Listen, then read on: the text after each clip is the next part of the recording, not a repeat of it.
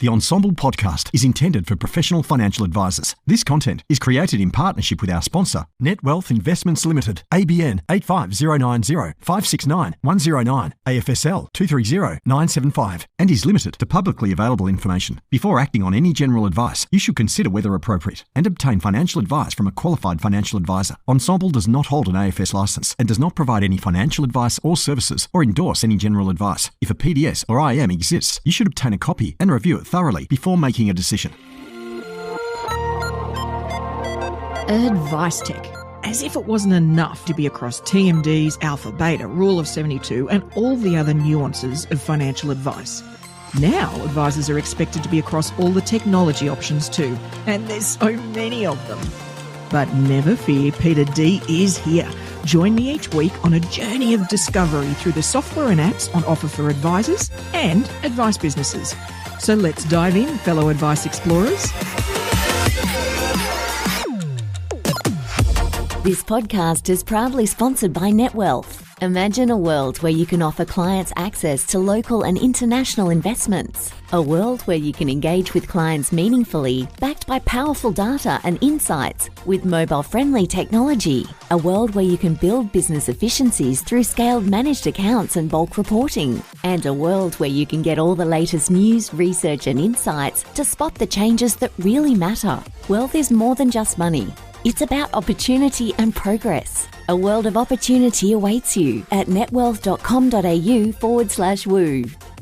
Hello and welcome to the Ensombl Advice Tech podcast. I'm Peita Diamantidis, and the guests joining me here today, yes, there are two, to deep dive into Padua are a rare team in Advice Tech, a brother-sister duo, which is just wonderful. They have history in both learning and development and technical services and have really stayed true to their roots with their head office based in the gorgeous Kiama in New South Wales. Thank you so much for joining me on the show, Anne-Marie and Matt Esler. Woo! Welcome. Thank you very much, Peita, for having us. It is a pleasure. Fantastic.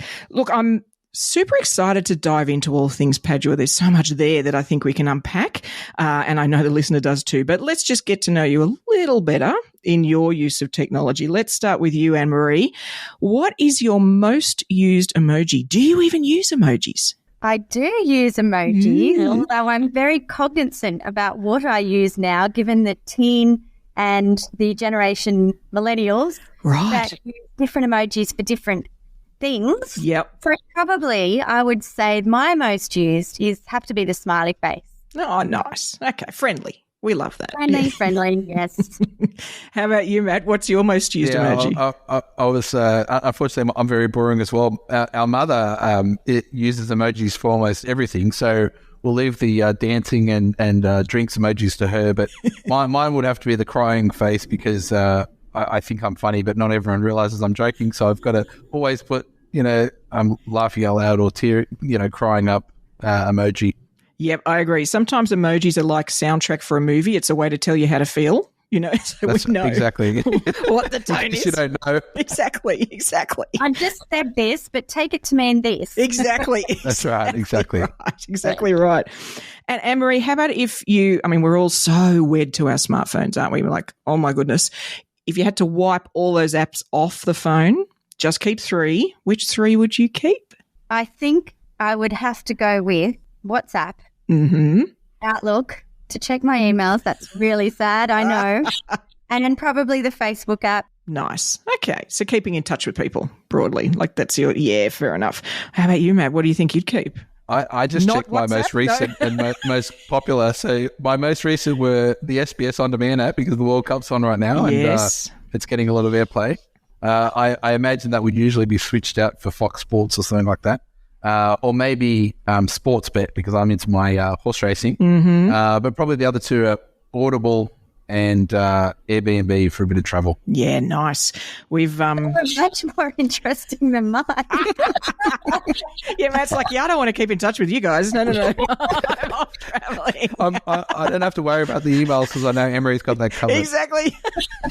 I love the combination. It's fantastic. All right, let's dive into Padua, shall we? So let's sort of start high level. And just for those who maybe aren't aware of the tool, I'm sure most are, but, where does it sit in the advice tech space? What category do you sort of fall under? Who are you lined up against? That sort of, let's give everybody a feel for where it sits. Yeah, it's kind of a really interesting space that we sit in from a tech perspective. So advice is our focus. We're all about increasing the accessibility and affordability of advice, which is, the QAR consultation paper was very close to our hearts, I guess. Yep. So in terms of who we compete with, we don't really compete with the traditional financial planning software applications that are usually CRM based, right? But tend to also include things like portfolio management, practice management, commission systems, client engagement components or applications. Yep.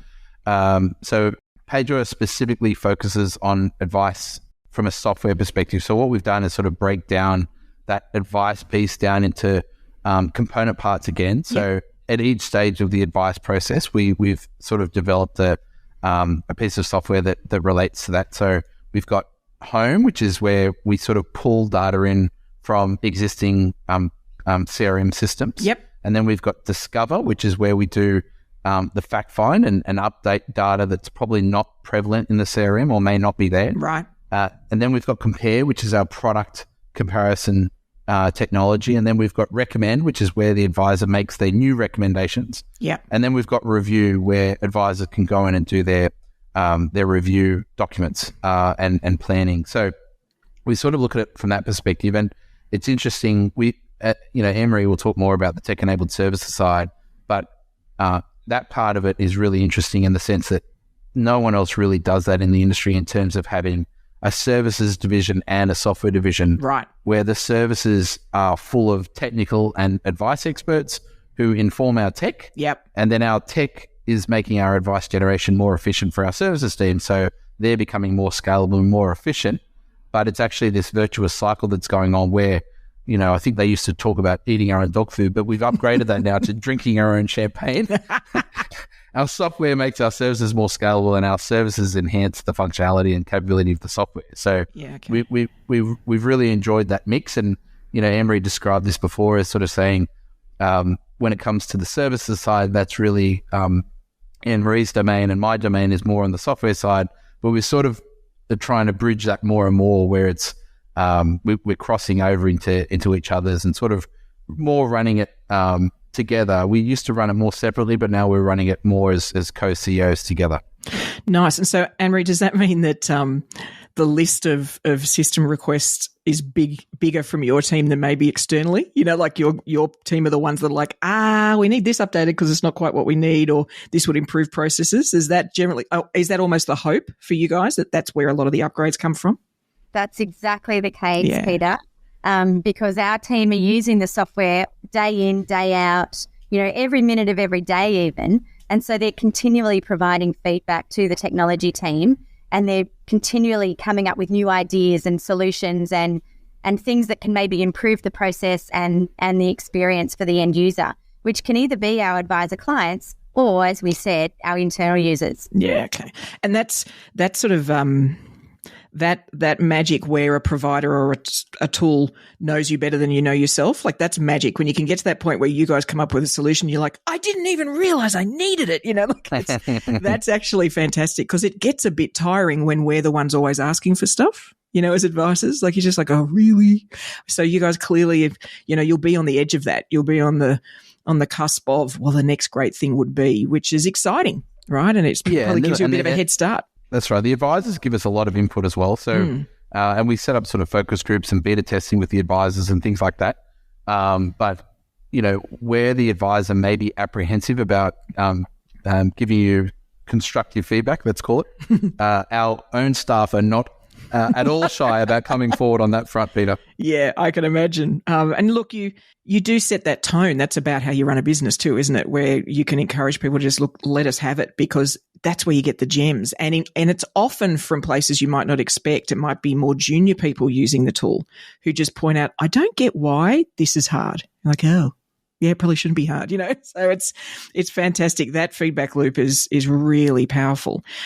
What made you guys go down this path with Peita? Like, what on God's earth possessed you? No.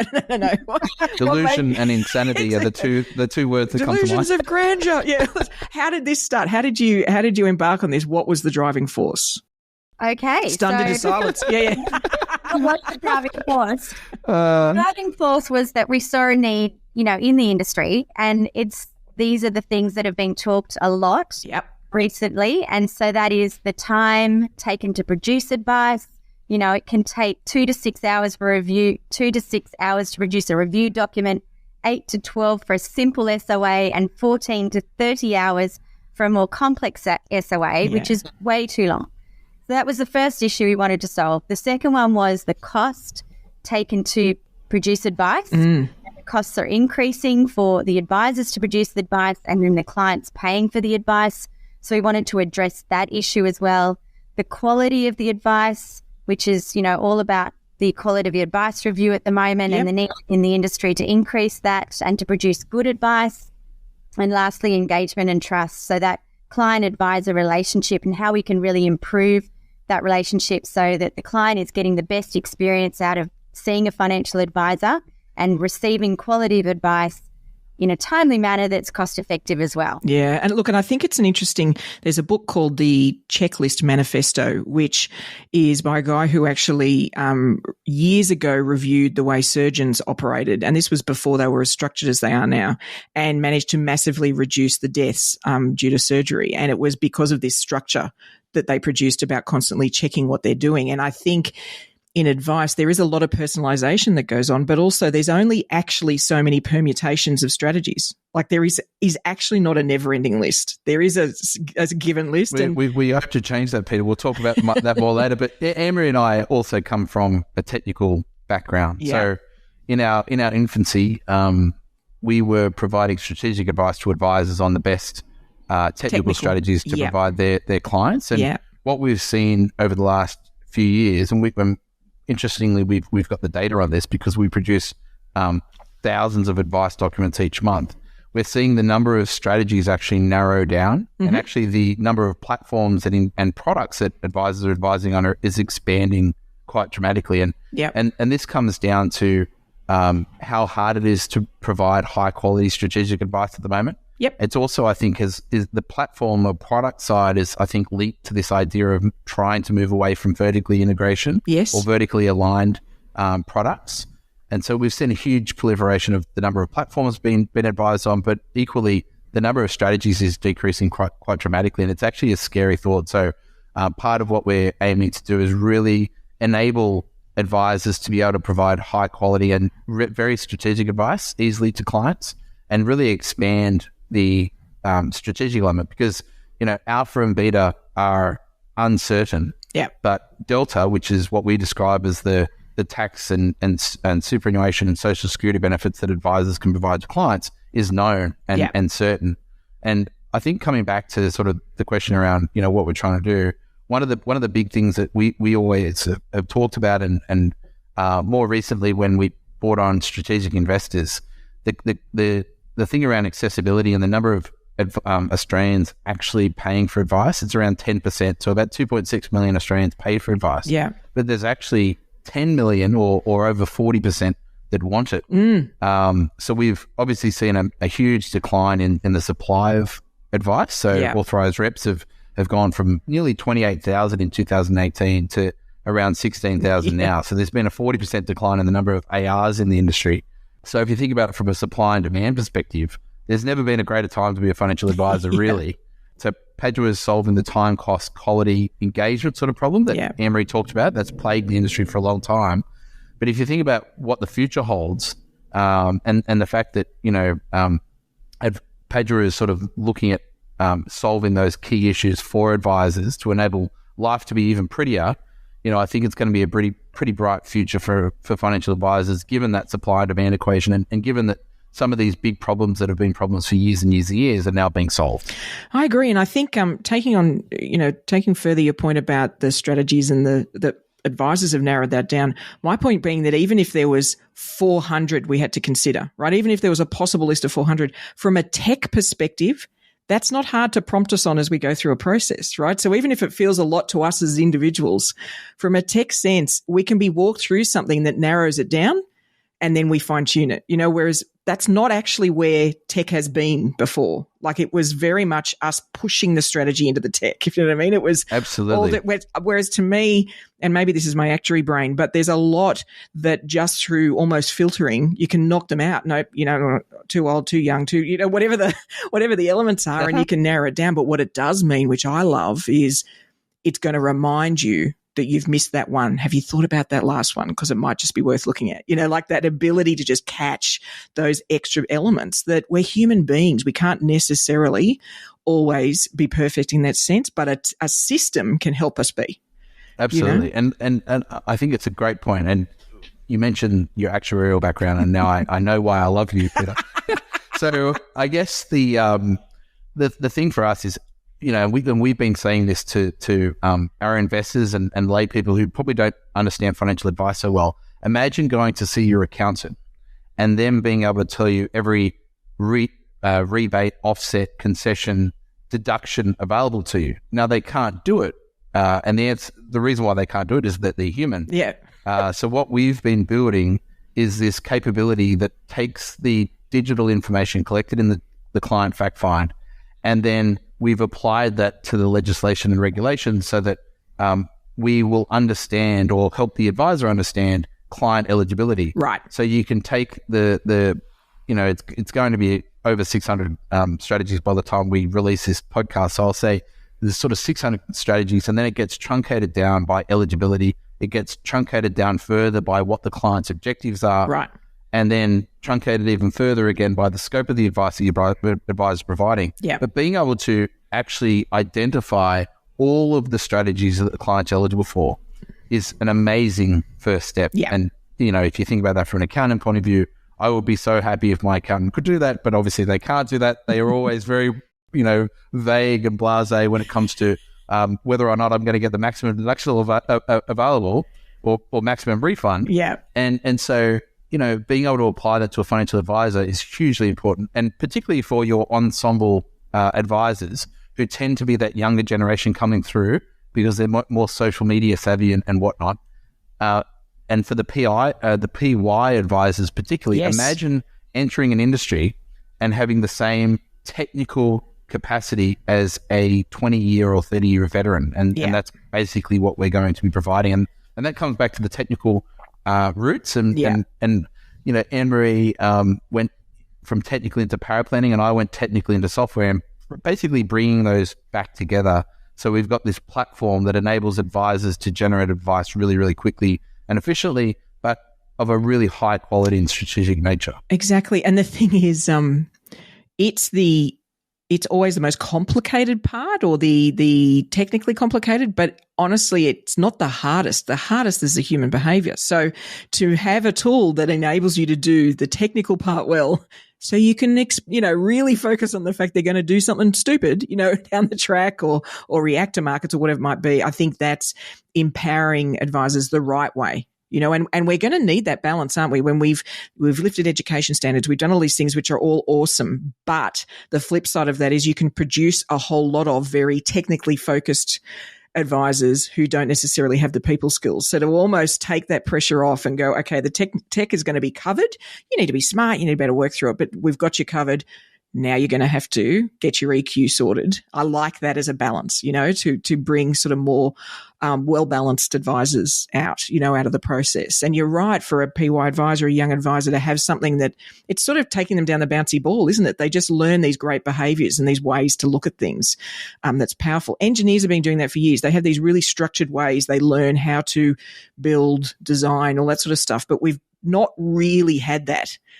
We're not really trained that way in advice, where there's this sort of given ways that you approach a given thing to make sure you don't miss anything. You make sure your bridge doesn't fall down, Yeah, and I think that's part of the reason, and Emery will talk more about this, but that combination of the tech and the humans that we've got at Padua, and the advisor actually being able to lean on a human at the same time, the tech is helping them with the technical heavy lifting and all that structural stuff that you mentioned. Yeah. The humans can actually help with, okay, let's understanding more of the soft skill side of things, understanding the client objectives, and then applying what strategies might be best to suit those objectives, which, if you look at it purely on what technical strategies the client's eligible for, you then need that subjective sort of discussion around what are the trade-offs, because, there might be a particular strategy that gives the highest outcome, but is that most relevant? Anne-Marie, do you want to talk to that a little bit?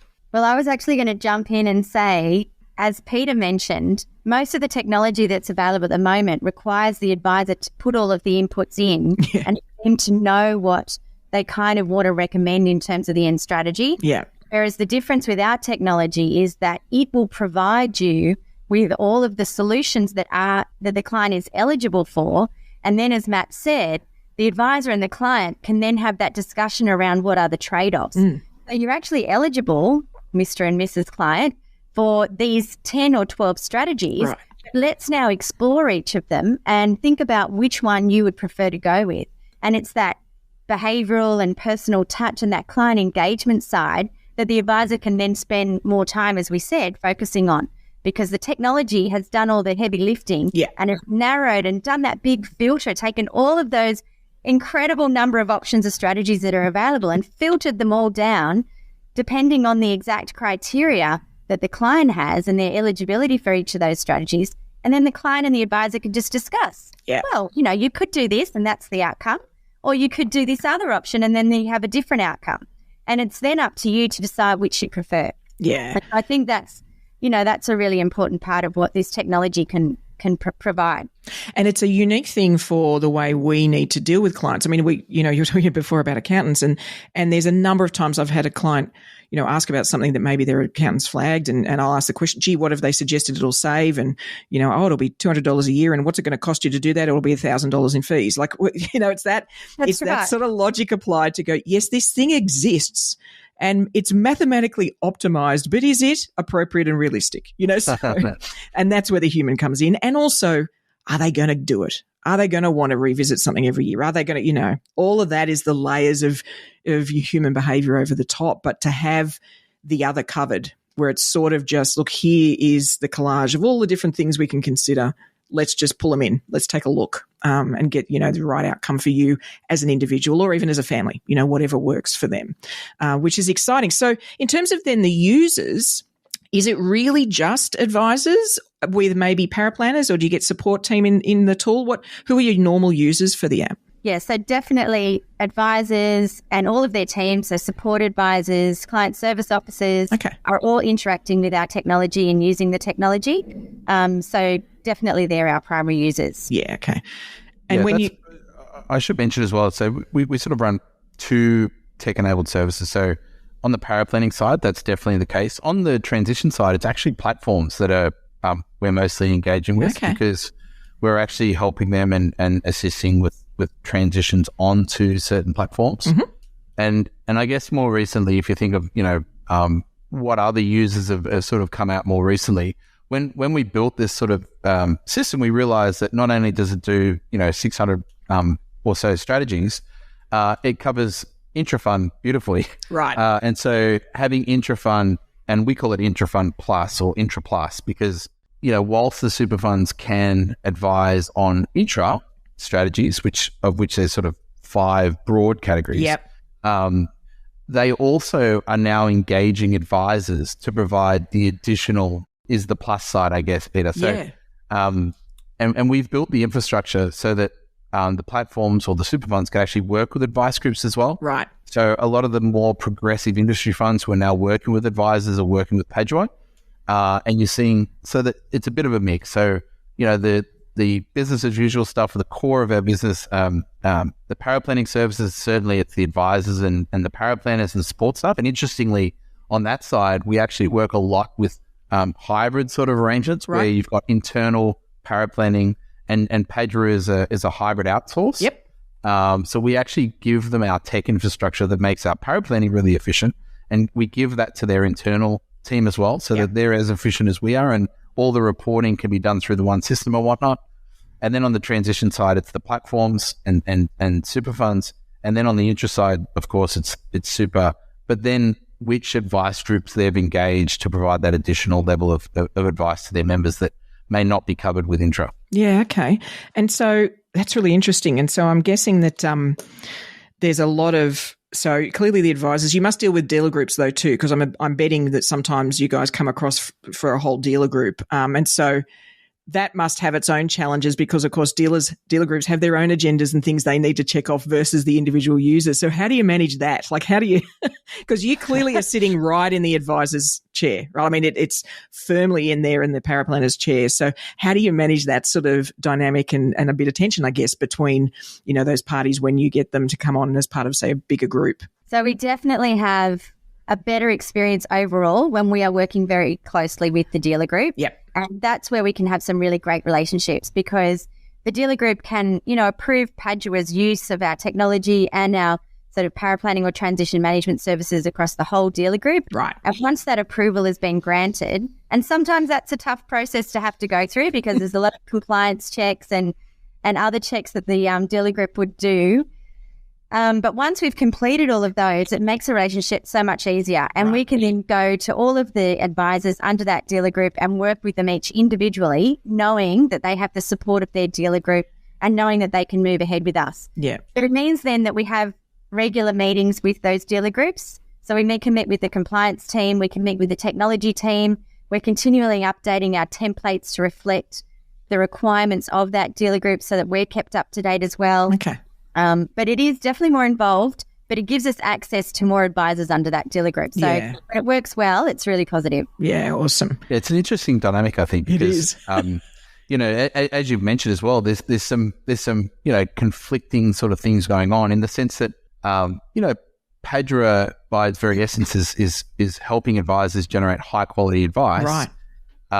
And the licensee requirements are, you know, compliance and professional standards related. And we are adhering to those compliance requirements of the dealer, and not every practice and advisor tends to agree with that, right? But then it's the practice that's paying Padua rather than the dealer. So it's a really interesting dynamic. And as Anne-Marie mentioned, we like to go through this process of authorizing dealers. Right. So we won't necessarily let a dealer just come on with Padua. Yep. They've actually got to satisfy some of our requirements as well. Yep. Which is a bit of a change for them, but you know, they've got to ensure that the API and their CRM connectivity is good. They've got to ensure that they've got their research and their professional standards updated properly, because these are the parameters within which we need to work. And so, you know, there's some really great authorized dealers that we work with. Yeah. And then there's some others that are coming up to speed in that process. Yeah. But certainly it's gathering a lot more momentum than previously. We were previously focused on certain groups that we knew had those standards and had those criteria, but we would say that it's getting better and better across the sort of smaller and mid-sized licensees. Well, and I think particularly if what you're introducing is something that gives the advice process more rigor, you know, that's something that will actually lift their game anyway, just by default of using the tool, you know. So I like that idea of you guys delivering, even though you're serving a need, which is the advice process, it's also elevating the sort of quality and, you know, the compliance elements anyway, merely because of the approach you're taking. That sort of, you know, gives that almost feedback. It's that feedback loop almost. And that's a great learning ground, you know, for somebody to go, oh, why the hell is that? Does that keep on coming up? And the things I should be considering, all right, I need to learn some more. Like, I think we're in the industry, often we're very afraid of admitting what we don't know, but by very definition of what phase year requires, we've got to know what we don't know. You know, we've really got to know ourselves well. So I can see how the tool could help with that. It's like, wait a minute, I need to get some more education on this. You know, clearly I need to understand that strategy better, which is powerful. And it will lift the quality definitely. In terms of the practices that it works well with, we'll sort of cover what you see and what you think it really, like when you guys go in, how it really embeds. But I am a bit curious, are any of the practices that use the tool but not, Anne-Marie, your services, do they sometimes though use you as like an overflow service? Is anybody doing that where they're sort of like, no, we've got an in-house person we use, but when, you know, bedlam hits and there's all these clients at once, they therefore, because they're already in the tool, it makes it easier for them to use you guys? Is that something that people do? Definitely. Okay. And what we've seen in some instances is that we actually have given our software to the internal paraplanning team, and the internal paraplanning team received the requests from all their advisors through our software, and then they allocate to either their internal power planning team or to Padua. Okay. So the power planning manager will have a look at the request and then decide which way it will go, whether internal or if they're too busy or if it's too complex or whatever it is, they might decide to send it to the Padua team, and then we will then allocate it to our internal power planners. Then it goes back to, we go through our whole process, which is we haven't covered yet, but that involves a number of different steps. And then it comes back to their internal Padua, like power planning manager, to then distribute back to their advisor. Yeah, nice. Okay, so it's so that's interesting. So it's not just sort of surge resource allocation. It could also be skills based. Like it could be, hey, this one came up. You know what? We're going to send it to you guys just from the complexity of it, or something like that we feel that you could add some value. That's interesting. So it's a that's a really powerful way to ensure you sort of got all bases covered for the practice. Is to do that sort of funneling through a center point, and that person can allocate accordingly, which is probably. It's probably not something that's innate to a lot of advice practices, is looking at their processes that way, like that resource allocation way. Often we're a bit linear, aren't we, in advice? It's like it starts there and then it goes there and then it's like, wait a minute. Exactly. I was going to say it gives that optionality. Yeah. And so advisors can then sort of focus on what do I do best and which part of the process am I going to add the most value? Yeah. Or which part of the process do we want to insource versus outsource? Yeah. It really does give a lot of flexibility to the practice or the licensee. And it's funny too, Peter, you and I said too that we, the Padua, the internal team might outsource for Padua for the complex. We've actually got advisor practices that do the opposite as well. The internal power planners want to keep all of the complex strategic stuff to themselves. The juicy stuff. Yep, yeah, that's right. The juicy stuff that they want to do. And they say, we want to send you all the really quick, simple things and you do the high volume work, and we'll keep the big ones for ourselves. So it's interesting that it can go either way. Yeah, it's quite balanced actually on that front, because it's right. I'm a power planner for a reason. I don't want to just submit plans to you guys to do. I want to actually get involved and get my hands dirty. Right, and I love the idea of getting I guess it's really a principal rather than the advisor, but a principal to really think about the strengths and weaknesses of their team, but also what do they want to work on? Like really, what do you love? Let's double down on that and let's outsource the other, And so like that's already happening, I think, with admin. People are getting more comfortable with that sort of support. But I love this idea where, hey, if you just want the easy stuff to just get done and you don't have to think about it, and you love the complex, layered, many, strategy stuff, then great, hold on to that. Or if the reverse is the case, that's powerful, and it's going to build more, to be honest, more niched practices, because they'll work out exactly who they want to deal with and why. And then you guys can fill the gap, depending on what they need, in those differences. So I really like that as an idea. So is there anything before somebody comes on?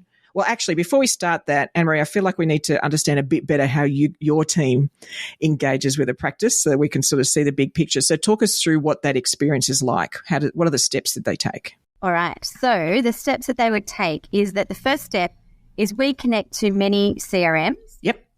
And so they would be pulling their data from their CRM into our online fact find called Discover, and that starts the process. And they can either then update that themselves. If it's not updated, they can send it to the client to update various sections of it if it's not updated, or alternatively, it will just produce an exceptions report to see where the gaps are. Yep. That's something that our technology can do that not a lot of other fact finds can do, is show you where you're missing information. And so once that's been completed, then they'll move through, that data will pull through into the advice request form or recommend, our software tool. So the advisor then will have all the existing situation already preloaded, and then they'll put in their recommendations for the client. Yep. And obviously that's guided by the technical and the legislative and the compliance parameters. Yep. And the client eligibility. And then once that request is received by the Padua team, each of our advisor groups have a team of quality assurance managers and paraplanners that work with them.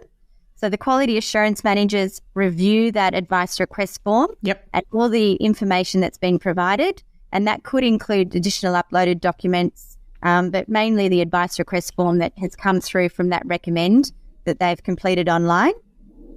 They'll review that and they'll send them a strategy confirmation to say, this is what you're recommending, this is the second recommendation, this is the third one, these are the platforms that you're recommending. And they may make suggestions, you know, would you like to increase the contributions because the client is eligible, or would you like to, are you going to use that platform or that platform? And, there might be a bit of discussion around the strategies in the platform. Yep. They'll send that confirmation back through our software again to the advisor. The advisor will tick, proceed. Yes, that's right. And please do this, or please do this, or I'm meeting with the client in 5 days' time. Please have it back by then. Yeah. And then the SOA advice document is allocated to a paraplanner. The paraplanner will work on that document. They might ask additional questions if required through our software again. So it's all in the one spot. Mm-hmm. It's all date and time tracked, every communication, every step along the way. And then they do a review of what they've done. It goes to a peer. They complete a review checklist.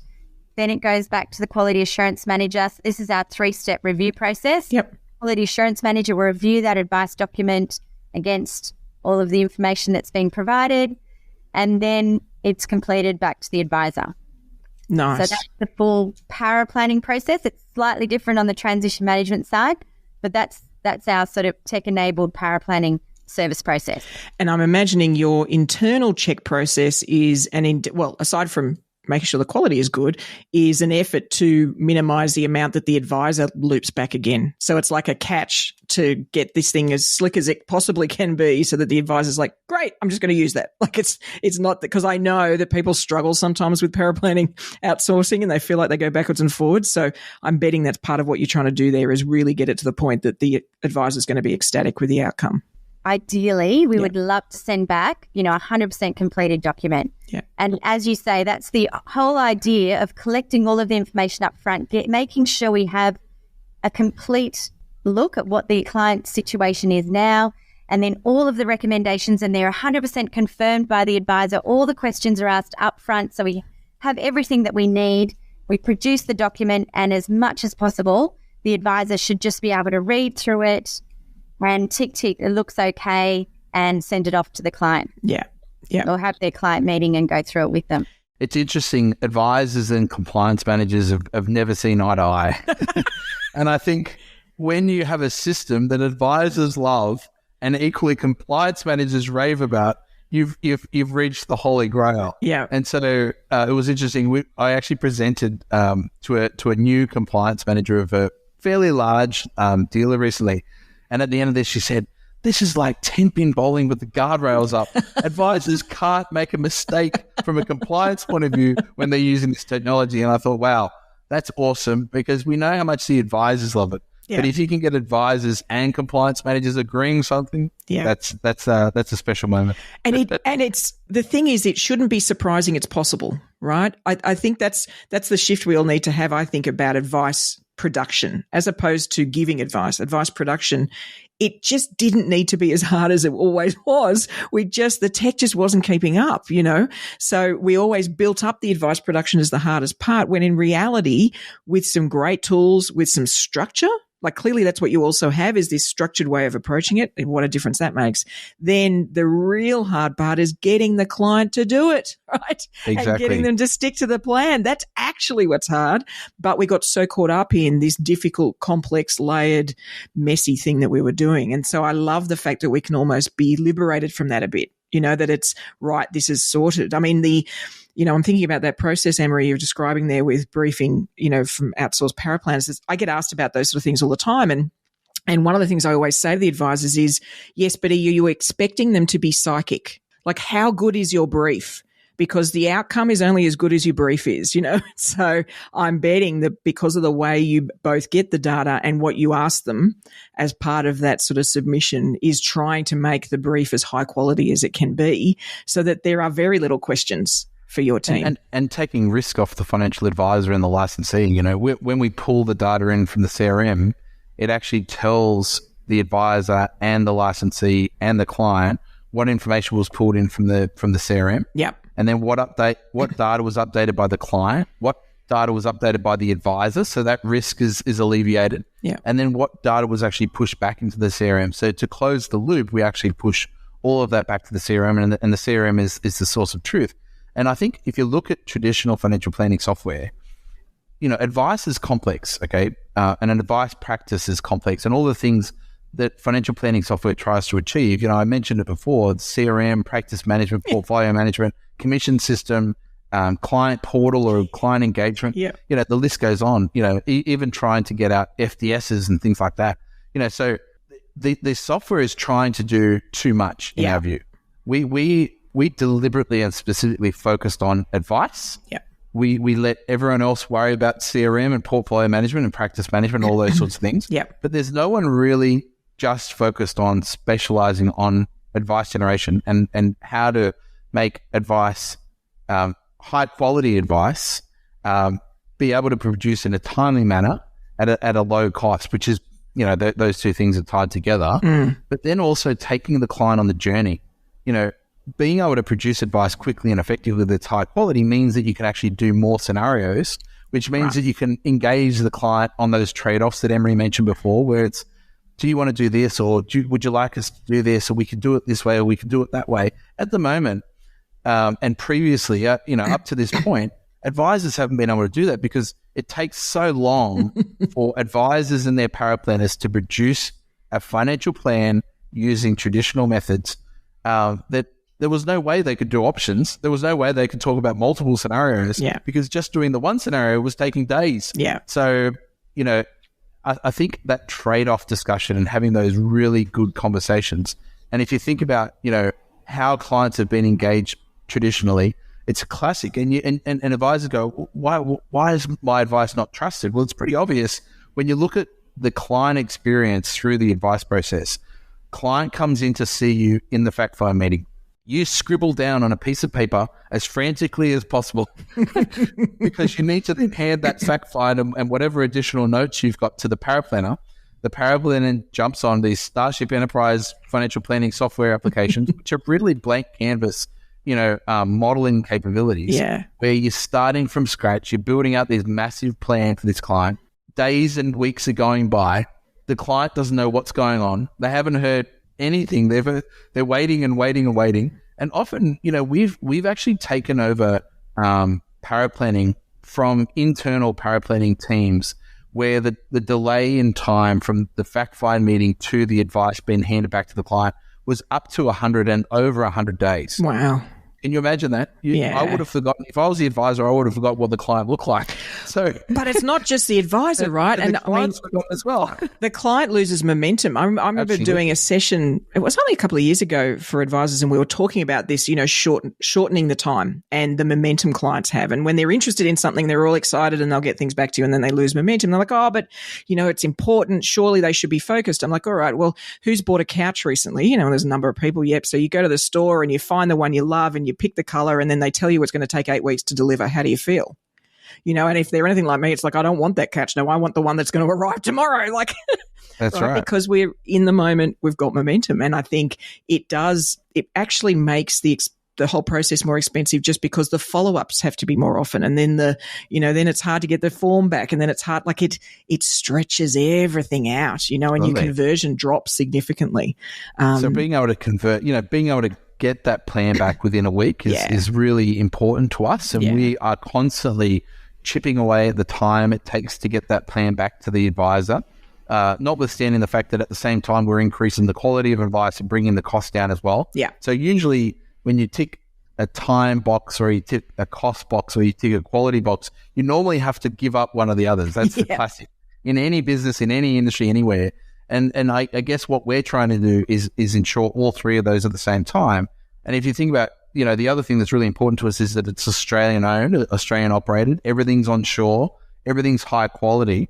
And advisors sometimes forget, you might pay less to go offshore, but you're forgetting how much you are valued and how much your time is valuable, because the amount of back and forth that needs to happen with those sort of operations is incredible. Definitely. And being able to lift it to a standard that your clients are going to accept is also incredible. Yeah. And no matter what anyone says to me about how good it is in the Philippines or in Vietnam or whichever other country, nothing's as good as unbelievably technical experts here in Australia who know the law, they know the regulations, they know the legislation. They can actually have meaningful conversations and be better at providing strategic advice than the actual advisor needing to do that, because if you go back to what the advisor's value proposition is, their value proposition should be about understanding the client, understanding their needs and objectives. Yeah. It shouldn't be about being a technical expert. Right. But, if they are, that's great. You'll have more meaningful conversations with the guys at Padua who are technical experts and do have that strategic experience. Yeah. And there is a difference in it. The word paraplanning gets thrown around a lot in the industry, and people mean very different things by that, and in fact, I think a lot of them, what they're actually saying is Word document production. Like, it's not actual paraplanning, because if you do the equivalent law paralegals, they do a lot of they go out and do the research. They're the ones that actually go out, like you're saying, the strategy, like digging out all this information and pulling it together and thinking through the strategies, and then come back to the lawyer with hey, this is what I discovered. But they're that technically focused, and paraplanning, really, that's what it's meant to be. It's meant to be somebody deeply technical, who can really dig through that. And yes, maybe they produce the document, but the fact that they do, it should just be something that a tech service can do. The actual document itself shouldn't be the focus of the paraplanner. That's actually more down PA world, where somebody can produce a document. So I think we've got to think about the language we use when we're talking about these services, because I do think some people think it's just, aren't they merging something in Word? No, it's much more than that. A good paraplanner or paraplanning service. You've opened up a Pandora's box here, Peita, so I'll let Anne-Marie go. I was just going to say, one of the services that we offer all of our advisors is the strategy meeting. So the advisor can pick up the phone to their quality assurance manager and have a discussion around the types of strategies they're thinking about suggesting. And the quality assurance manager can work through some of those options and discuss and bounce ideas and, look at the client situation and sort of make suggestions and recommendations that the advisor can then think about. Nice. And that dynamic element. Right. And we all learn more from those interactions. I think that's the other thing that, as advisors, we probably don't get as much opportunity as we need or should want to do those conversations where you're almost debating something, like it's and that's where you actually learn. We don't learn from reading a book about something, it's those deeply rich. And actually it can also help you discover what we could do is look at it from this angle. And, the two heads better than one sort of approach. So that's really powerful, actually, and I think could be really appealing to some advisors, particularly if they're maybe on their own or a small team. That's really valuable. And I think that's the other important thing, putting a team around the advisor as well. If you've got an in-house paraplanner, you've got two heads. Yeah. With a team we put two quality assurance managers and a team of senior and intermediate paraplanners around the advisor. And so they've got different experiences in different sorts of advice types. There's aged care specialists, there's estate planning specialists, there's insurance specialists, there's SMSF specialists. And so you're really getting that broad range of expertise, challenging the advice that you're providing. And I think that's really critical. Yeah, it is. It is actually.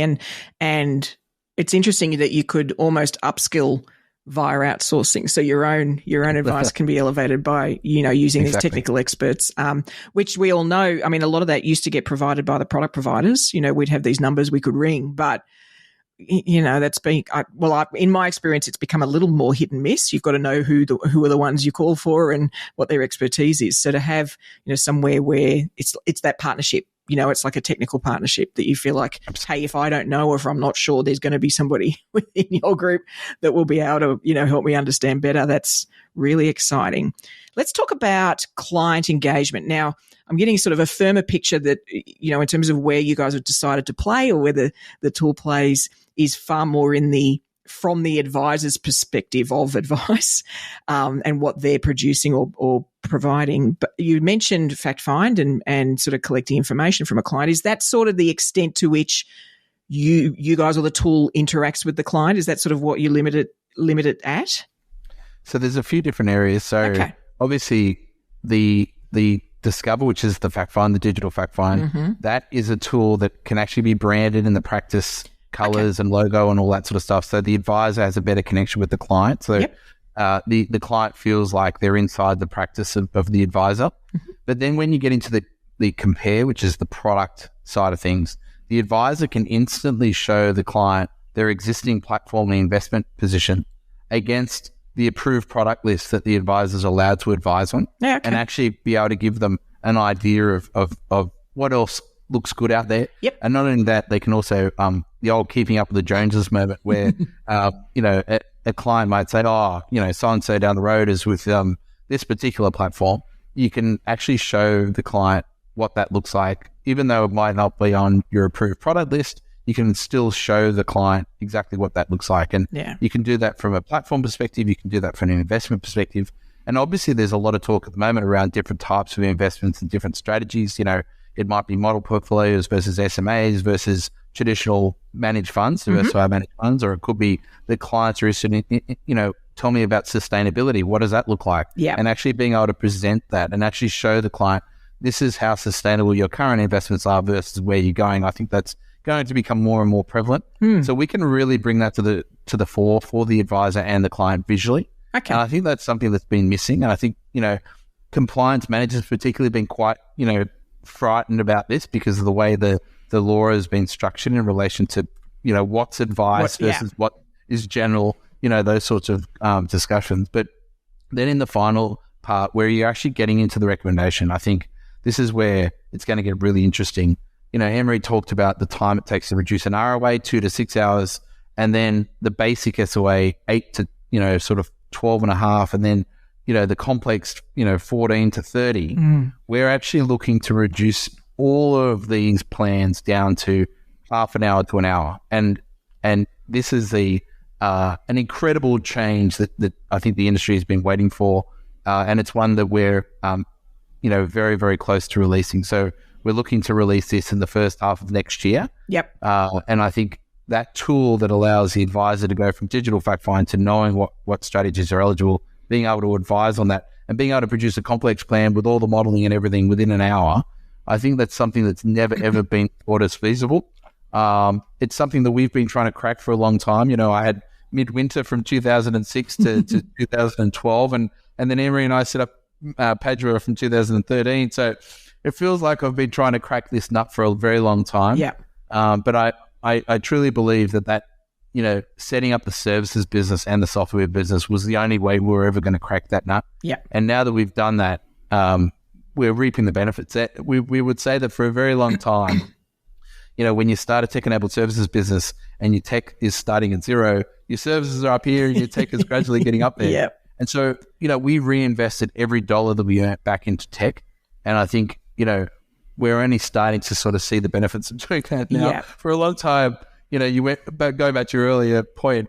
How did you guys do this? We're brother and sister. We must be mad to do this in the first place. But then to actually build a tech-enabled services business where you've got this huge tech expense that's trying to make the services more efficient, but it's not efficient until that happens. It's actually inefficient until you actually get to that point where it starts to cross over. Has been equally an insane thing for us to do. We're happy that we've done it, but there's been various times where Anne-Marie and I have both wanted to jump ship. Well, and it is an interesting environment because you're not just trying to solve the problem in front of you. There's a lot of these other things you've got to fit within, and the legislation, all those sort of things are examples. Whereas, if you're Canva and you just need to make a small business person's life easier by having templates, then you just deeply focus on that. There's I'm betting very little other, sort of challenges that they hit a wall on. Whereas unfortunately in advice, just when you think you've got something cooking, there's another piece of legislation that's just going to, throw a sort of a curveball at you. So that is a challenge, I think. And I'm excited that there are more and more tools doing what you guys have done, which is let's go deep in this area. Let's just be really good at this, because it means you can, like, all of your energy is focused on that element. Whereas I feel like, when we were trying to do everything, we just got really average at it all, and even below average probably, in some senses. So whereas you guys can just go deep, like, we're going to make this so good, and you can solve that specific problem, which is exciting. So I'm betting what that means is that you integrate with all sorts of things. Is that a fair assumption? How do you approach integration? Absolutely. I like to say that not only are we open API, we're open to API. Right. Because there's a lot of we're open to API, but not really open to API in the industry. And look, we obviously connect with some of the larger CRM-based financial advice software applications, but like you said, we're really starting to focus now on the niche specialist players. And I think the ensemble advisors, I see this all the time on your platform. They're talking about tech stack and what they're using for the different applications. I think that's brilliant because this is actually where we need to be. And the industry has taken a long time to get there. We've had these generalist monolithic systems that have tried to do everything. And some things have done really well, some things not so well. But being able to then plug in specific applications for a particular need or requirement for your business is so important. Yeah. And I think you're going to see more and more and more of that. I can say with hand on heart that Padua are never going to do anything other than advice generation. That's all we're going to do. We're never going to be a CRM. We're never going to do portfolio management. We're never going to do practice management. Anne-Marie would kill me if I even tried. So we're getting very specific and very focused, but we're going to be the best at advice. Yeah. And, financial advisors need to produce advice. And it's funny that we're probably, I think, the only one that I know of anyway. Apologies if there's other applications, because we would actually support other entrants to the market. But I don't think that there's any other specialist advice generation provider in the industry. Right.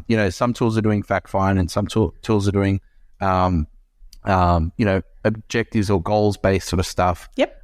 But there's not really anyone that's actually focused on advice generation and trying to solve for that alone. So yeah, we're quite unique in the marketplace. And I think that, picking the tool that's the sweet spot for that particular thing you need, the power of that is we can all then have our niche clients that we want. We can build a customer experience that's unique to them and serves them beautifully, and we pick the tools that work. And we can't kid ourselves that those are going to be the same tools for everybody, because they're all going to be uniquely different. And some are going to demand a client portal is the only way they want to deal with this, whereas others are going to, no, I always want to come to the office. Or that's what the user experience is going to sort of lay out. And then they pick the tools that suit that experience, that really enhance it, that fit the time frame they want to deliver on and fit the team and the skills required and, all that sort of thing. So I agree with you. I think this is the way to go. I understand the appeal of a, one ring to rule them all, sort of one system for everything. But in no other part of our world do we try and do that, as evidenced by our phones. All you've got to do is look at your phone and look at how many apps are on there. There isn't one app. It's one phone. There could just be one app, but there isn't, So, I think, there's a lot of value to integrating with all sorts of things. Is there anything you think, so for the current users of Padua, that you think, I can't believe they're not using this feature or this element of the tool or even the service more? Like, is it just, I can't believe that it's gold, you guys need to be doing more? Is there anything you'd give people a heads up on about that? On the people side, I would say strategy meetings and calling the quality assurance managers and having a conversation with them. Yep. Right. That's what I would be suggesting to our users. Yeah, okay. I like it. How about you, Matt? What about on the tech? Yeah, on the tech side, I think Anne-Marie mentioned it before, but the exceptions reporting, some clients go, I've already got a digital fact find. And we go, yeah, that's great. Let's pull that in, because actually what we're interested in is producing advice. Yeah. And so you might have a digital fact find that works really well for you, and we support that. We're big supporters of tech stack, as you know.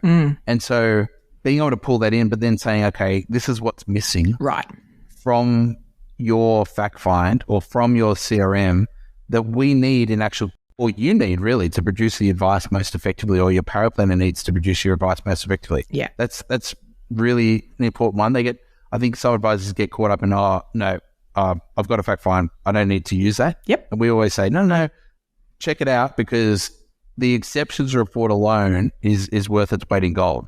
Nice. And consciously acknowledging again, I've got this list. Hey, why is that missing? What do we need to find out? And once again, like the strategy list, consciously going, yep, nope, with the list of things that apply to your client. That's where our smarts should be applied, not in producing the exceptions list. Not scanning the fact find to find the gaps. It's just look at the exceptions list. Just see what's missing. Don't be afraid to put the guardrails up when you're going 10-pin bowling. You're more likely to strike. You are, absolutely. Completely agree with you. And absolutely less likely to do a gutter ball. Yeah. There's nothing worse, is there? So embarrassing, gutter ball. What's on the development path? So what's down the track? What are you working towards? And what's on the, wow, we'd really love to, a bit further down the track? Yeah, we've talked a little bit about the imminent release of what we call Recommend 2.0, where you're sort of taking digital fact find, and then really it's like a virtual tech manager in terms of allowing the advisor to have those conversations with the client about what strategies they're eligible for. Right. But really interestingly, and the next iteration of this is really for us, once you know what strategies the client's eligible for, actually then mapping the strategic benefit of that strategy for the client and the advisor. And so running basically optimization algorithms over the top of each strategy. Yep. And actually plotting then saying this is the maximum benefit for this one, this is the maximum benefit for the next one, and then actually ranking them. So not only does the advisor know what strategies the client's eligible for, they know the strategic outcome of each. Yeah. And then, that old alternative strategy recommendations and showing the client what they could have recommended but didn't, that becomes instantaneous and automated. So that's the next iteration for us in terms of Recommend 2.0, and then let's call it 2.1. Yep. There's a bunch of other tools that we're looking to release as well. There's an insurance needs analysis, personal insurance needs analysis, or Peita, we call internally, that we've been wanting to release for a while. We're sort of been getting a lot of feedback from advisors on that and really wanting to bring that to the fore. And I think, and again, allowing the client and the advisor to do the digital fact find together, and then knowing immediately, based on your own house rules, based on your insurance rules that you your methodology. Yep. Exactly. So you can apply your own methodology. It automatically brings up what the needs are for the client, both in terms of personal and business insurance across life, TPD, trauma, income protection. Nice. I think that's probably the one that Anne-Marie wanted me to mention, because it's been in the development pipeline and clogging things up for a little while. We've been talking about Peita for a very long time, so I can't wait. I'm very excited. And the Recommend 2.0 is going to be amazing for our clients, the advisors, but also for our internal services teams too. So we can't wait for that either. Yeah. And we're very, very looking forward to that being released next year. Very exciting. And I love that there's an acronym already, Peita, because we don't need any more of those, right? No. So the thing about insurance is, if we thought people had a short attention span for wealth strategies, insurance is even worse. And I don't mean upfront, I mean ongoing. And there's very little right now that helps an advisor do that check-in. Let's just revisit this. Let's just take a look. What's your backup plan? Let's take a look. Maybe you can reduce your cover. Maybe you can change your terms. There's very little that's doing that because it's so manual. With your own methodology, it's so manual. Whereas if you can do that in a faster fashion, it's far more engaging for the client, and they're going to be reminded of the value of the insurance. They're going to get it, and they're going to get it quickly. And actually, it was the Ensombl platform that pushed the Peita up the priority list again, Peita, because there was someone mentioned, what needs analysis tools are people using and whatnot, and there was a huge amount of response from the advisors. But when we looked at a bunch of the tools that people were presenting, we were like, actually, no one has got anything like what we've created. There's nothing that's visual, nothing engaging. There was a lot of spreadsheets and things like that, and little bits of information that people were using in various other tools, which anything is better than nothing, of course. Yeah. And so we're not by any means disparaging those sort of outputs, but being able to have it all in one spot that's visual, that's engaging, that allows you to put your own methodology into it, I think that's what the industry is screaming out for. Absolutely, because once again, it is ultimately formulaic. We come up with our methodology and it just involves formulas. It's like, humans should not be doing this. It's perfect for tech. That's exactly what tech should be doing. So I have to admit, it's always frustrated me, the extent to which calculations, even modeling for me, how much it's done in a somewhat manual fashion, because it's numbers. This is computers, this is what they're made for, is analysis and numbers. And so, it's exciting that we're sort of moving more of that and taking advantage of the technology to do more of that, for sure. So what about a wish list? What about something that you've, in a few years, I'd love to be able to say we've done this. Is there anything on the radar for that? I think definitely just for us, that accessibility, affordability thing is what we want to tackle here. Obviously, we have wider plans in terms of taking Padua offshore. Yep. But for now, in the short term, it's really just about dramatically reducing the time and cost it takes to produce high quality advice. Yeah. And I think if we can do that within the next year or two, Anne-Marie and I will be very happy and feel like we've vindicated the 10 years that it's taken us to get to this point. Yeah. and obviously the time and energy and effort to get to our various stages of technical and paraplanning nous before that. So I guess that would be it for me. And then for us, it's about, what does the rest of the world think of little old Padua from the small coastal town of Kiama? I love it. And I think, there's a lot of what we've discovered in our practice is you find that tool that solves a problem you have and you you implement it, and invariably it clarifies something you were making hard around those things, right? So it's not just the tool solving this immediate problem. It could be the way you're collecting information, the fact-finding process, or it could be, invariably it just pushes the bottleneck somewhere else. But that's good because you just keep on working on each bottleneck. And I think this accessible advice thing is only going to be solved in a solving each problem approach. I just don't think there's going to be this big sweeping, this thing solves it all, because we would have done it already. We would have done it already if there was one thing that could solve it.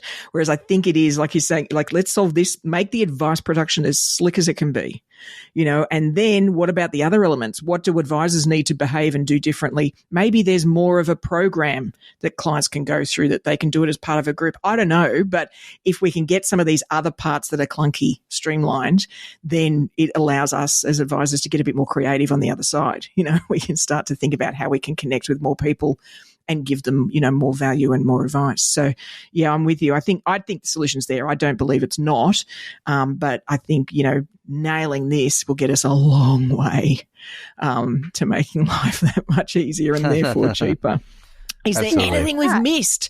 Have we missed any elements or any parts of what you guys offer? I feel like I think you've covered almost everything. The only thing that I didn't mention that is really, really big for us is data. Right. And, almost from our outset, from our very, very early days, we ensured that the tech was capable enough to be actually given back to our clients in the form of data. Yep. So that they could actually understand what's going right and what's going wrong with their business, and actually, from an advice perspective. And so, one of the things that we're doing in the new year is releasing our first real advice data report for advisors. So It's going to be covering what products advisors are investing in, what strategies advisors are recommending, and what they're not recommending is probably there's a bigger number that they're not recommending at the moment. Yeah. What advice fees advisors are charging. You might have seen recently in the press some of the media publications now are quoting Padua data in terms of advice fees, both upfront or initial, as they call it now, and ongoing. Yep. Not only that, being able to sort of give that information back to the industry and back to our advisor clients is really important to Emery and I. But equally, making sure that advisors and compliance managers are aware of the key risk indicators that are going on inside their business, with the changes that have happened with licensees being responsible for the advice that are being provided. You're only as strong as your weakest link from a licensee perspective. And so it's really important that you use technology to really bring those alerts and notifications to compliance before it gets to the client. Right. So, so when an advisor is making a recommendation through Padua technology, let's say they're outside of asset allocation ranges, or let's say that the fees are outside of allowable compliance or professional standards, we can actually alert the advisor, alert the compliance manager, and that can be fixed before it actually hits the client, which I think that pre-vet sort of stuff is really important to ensure that you're not auditing a client after you've given them the advice. You're actually auditing the advice before it gets to the client. And once again, that becomes a learning and training exercise rather than a slap on the wrist. And the way we absorb those lessons are quite different. so it's just far more empowering for the advisor too, and the data thing's interesting to me because so we had the XYPD day, the all-day PD day, and there was a session on investment bonds. And it's one of those things that a lot of people aren't across. And I think, the way you guys are seeing strategies that are or aren't taken up, I think is a great way even for a compliance manager to plan their training. It's like, well, hold on, we're seeing this being dismissed or ignored a fair bit. It could be because people aren't comfortable with it as either a product type or a strategy. Let's run some sessions specifically on that. So I love that, as an exception reporting, but also to product providers. I mean, one of the ones that I harp on a little bit about, I'll admit, is in superannuation, choice is the thing, right? We can all choose. Unfortunately, because of pre-2015 allocated pensions, then a lot of not pensioners that didn't set up the account that long ago often can't afford to move because their product's grandfathered. I'd love to know how many get stuck in their product. It'd be a great figure to give to the platforms to go, if you guys just pitched government to change the grandfathering to be attached to the individual and not the product, you'd see all of these inflows. It's that sort of information that can be really powerful, because at the moment, all we've got is logic. We don't actually have volume to demonstrate the challenge. This many pensioners are paying this amount in old product, that sort of stuff. So I love that idea of that sort of overarching collection of data that would be impossible right now because it's all in advisors' heads, whereas you guys are collecting it through the system. It's incredible how much we rely on subjective market research and polls, and we jump at shadows from a financial services perspective. Oh, a new poll comes out. Oh my God. Yeah. But we kind of forget, hang on, how big is the sample size? Yep. Is that actually the right audience to be answering these questions?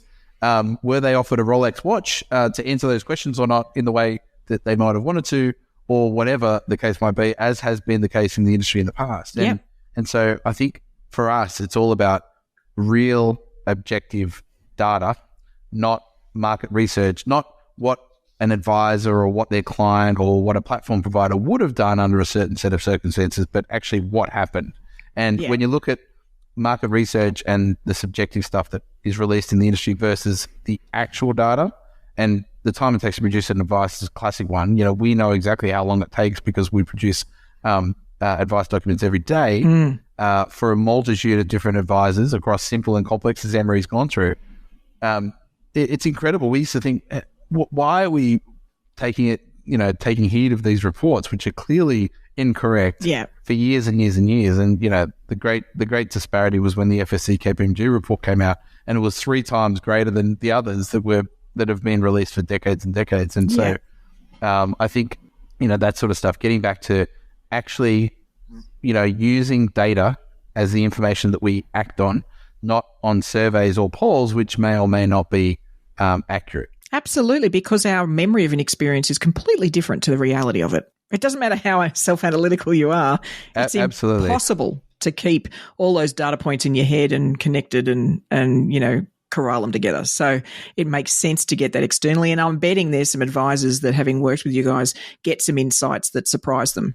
And the number of times Emery's offered employment to advisors who have said it takes them half an hour to produce a plan. You're like, it's incredible. So we go, can we hire you as a power planner? Exactly. Your return rate's going to be 10 times greater than anyone else. Exactly. Unicorn, quick. That's right. I love it. Perfect. Well, that's really fascinating. I'm so glad we caught up to go through the system, because I just love what you guys are doing. All right, Advice Explorers, if you'd like to find out more about Padua, then the website link is in the episode show notes, along with both our lovely guests' LinkedIn details. So feel free to sort of poke them, and I'm sure they'll send you to the right person to speak to in the team. Thank you so much for joining us, Matt and Anne-Marie. It's been really interesting, and I love that you're continuing the good fight, to really streamline the production of advice. I'm excited about somebody focusing on that. So those of us who are sort of EQ focused can then get on with the other stuff. So please keep it up. And I look forward to seeing what adventures you get up to in the future. Thank you. Thanks, Peita. Appreciate your time. Thanks, Peita. So are you a current user of Padua, whether it's for the tech solution or it could be for the power planning services? I love the idea that the Ensombl community and its feedback has fed directly into Padua's development path. How cool is that? But I think we can do more of that, can't we? So please share any insights you have, things you'd love it to do on the Ensombl community platform, and any tips you might give on to advisors that are considering it as one of the solutions in their sort of, AdviceTech tech stack. In terms of my thoughts, I think Padua could be a really interesting solution to consider if you're actually getting very close to, or maybe you've even past, full capacity from an advice perspective, right? So if you're really slammed in that advice production space and you're considering your options, because while the tech itself, could add some value, it could unlock some capacity for you by reducing the time it takes to produce advice. So that could be a win in, step one. But I also like the idea that you could then have capacity sort of on tap via the paraplanning services that they provide that you might just access when necessary, because you're already then using the Padua tech tool, then utilizing the paraplanners won't be a huge leap, right? And it could be quite an easy decision you could make on the fly if you just get an influx of activity. This could mean, getting really good at delegation where you can then debate, do I assign this internally to a paraplanner, do it myself, or assign it externally to the Padua paraplanning team? So I really love that for those people in that situation. I think it could be a great solution. And honestly, it really resonated with me, the idea of a tool that, they're continually expanding upon that sort of lists, basically outlines all the possible advice strategies that might apply to that specific client, their age, their situation, their goals, and then prompts us to consider each of those strategies as part of the advice production process. This type of rigor is not just a wonderful tool for new advisors. I think it's fantastic for experienced advisors, right? And will encourage us all to lift our game and potentially identify areas where maybe we feel we need to re-educate or get a better understanding, because those are going to constantly happen. Advice is an evolving beast. So I really like the idea of those guardrails that can sort of keep us on track. Now, as you know, there's only one skill we need to become bionic advisors, and that's avid curiosity. So to help you build that habit, I've got quite an interesting app for today's Curiosity Corner, and that app is Hyperhistory. Now, you can find it at hyperhistory.com. Now, it's a really basic-looking website, right? This is nothing fancy going on here, but it's got some really interesting information available on it. So as advisors, a lot of what we do is to provide context to our clients, right? We remind them perhaps where they were in the past, where they are now, and even, where they want to head, right? And one of the things that can help anchor those insights is what was going on in the world or around them at that point in time. And this is what Hyperhistory does, right? You can pick a point in time in history and it lists by year and then even by day potentially, global events going on, politics, entertainment, even scientific discoveries that occurred then. What an interesting way to anchor that sort of, normal market returns over time graph. We've all seen them in an ever-increasing line. But what about adding what was going on at specific points in time? The space station, the International Space Station going up in 2000, or the Kobe earthquake in 1995. Or there's so many topical news items that people who've lived through those times will truly remember clear as day, right? And it'll really anchor that time in their life for them. So I'd encourage you to check the website out just to sort of provide that context to your clients when you look back in time for them, for their portfolio, or perhaps even just for markets in general. Well, that's all we've got for this week. Be sure to subscribe to the podcast so you'll get your AdviceTech fix automatically sent to you each Friday. And I'd love to hear what session or webinar you would love me to run in the future. What more would you like to learn about? How can I add value in the sort of AdviceTech business transformation space specifically to you? What would you value? I'd love to hear all about it. So please reach out to me on LinkedIn at PeitaMD, which is PEITAMD. Otherwise, I'll look forward to turning up in your earbuds next week. And remember, Advice Explorers, stay curious.